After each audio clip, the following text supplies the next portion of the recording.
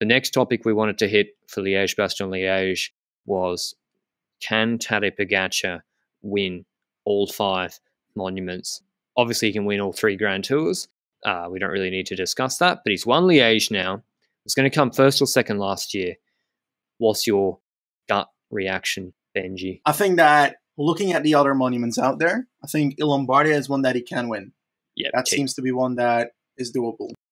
Then we have 3 left: Roubaix, RVV, and San Remo. San Remo is going to be difficult in the sense that it's not easy to predict what will happen in San Remo, and he doesn't seem to have the punch to drop people like crazy on the Poggio, so he'd need to be in a reduced group to do so after the Poggio. He's got the kick to beat the likes of an Alaphilippe, and we've seen Alaphilippe being in a position of winning Milan-San Remo quite a few times. Pogačar can also be in that position, but the difference is that Pogi doesn't have as much of an acceleration as Alaphilippe has in the Poggio. So that might be more difficult, but I do see it as possible. Just not going to be easy. He just needs to ride it a lot of times to try, and then it might happen. Agree. For each time he can go into the race, if UAE make him their 100% leader with like a 7 to 8% chance of winning, that's pretty good. 7 to 8% chance. That's like 12, 14 to 1.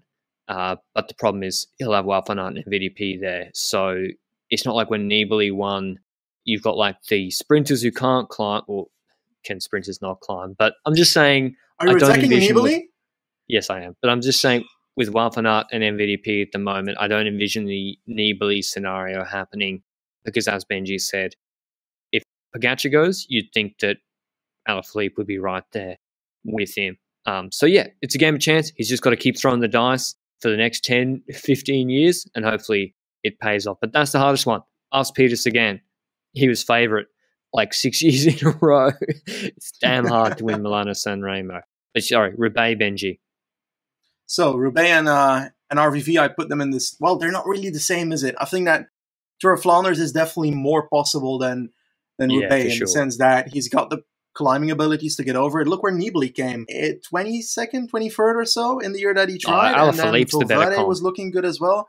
Alaphilippe, but Alaphilippe has the benefit of also having the more punchy side than Poggi. Well. But I think when it comes to cobbles, I've seen video footage of Poggi relatively flying over Carrefour de l'Arbre a few years ago on a training ride. So I believe that he can ride cobbles. We've seen him on the gravel section where he was not looking amazing at the end of the Tour de France. That's the one counterpoint. I'm like, I'm not sure. That's at the end of a climb. Yeah, and after that, the end of the Tour de France as well. Physiologically suffering. Yeah, I think that he can win RVV if he builds a season towards it, and if he preps that completely for it. We know that from even, for example, the Tirreno stage that he almost came close to beating Van der Poel, that he has the endurance to win a crazy stage like that, and he proved that, well, in LBL as well. So that part is secure for me. I think that RVV is doable. Now, the most difficult one, I think, well, perhaps next to Milan-San Remo, will be Paris-Roubaix. I think that... Disagree. You think he's doable? I think it's doable, but I think it's going to be harder. He's a swimmer. He loves wet, cold conditions. How long has it been since it's been rained in Roubaix when it actually happened? Well, something like 17 years, right? 17, 16 years? Something like 7 years to go, so. October. We're having it in October. I don't know, you live there. Does it rain in October in Roubaix? Probably. It seems to rain most of the time, except on the day of Paris-Roubaix during April for the last 15, 16 years. He loves wet conditions. He loves the cold. He just seems to have this tank that you can just constantly replenish.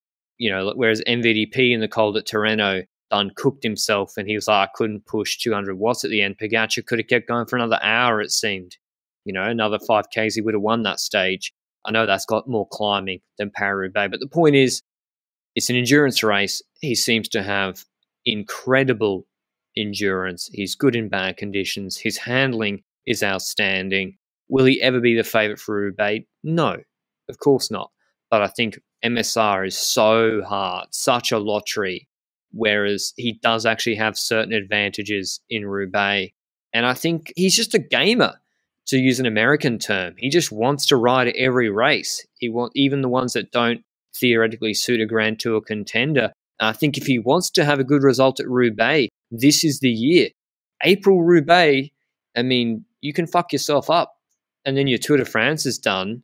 If you do a collarbone or even something not that bad, it can affect you. If these guys are off the bike for 3 weeks, it can affect their whole TDF preparation, even though it's months out, because they got to peak at the right time, etc. Roubaix in October, nothing's after, I don't think. So this would be a great year for him to really have a go at it, but he'd probably be pretty tired. Isn't he doing the Vuelta as well?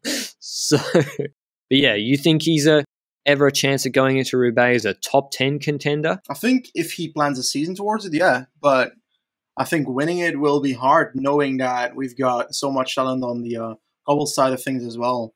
You know, with Kasper Asgreen, for example, this man's not going to stop very soon with trying to win Roubaix now because, well, it's the one he doesn't have of the two. Mess Pedersen as well, it's one of his main goals. Seneschal wants to win Roubaix as well. So there's so many riders that also are very young that have so many years to come and can definitely point towards that race. And I think that we're going to see that expanded for the next few years as well, that it's going to be hard in the initial years. And it's also hard because then he needs to start making decisions.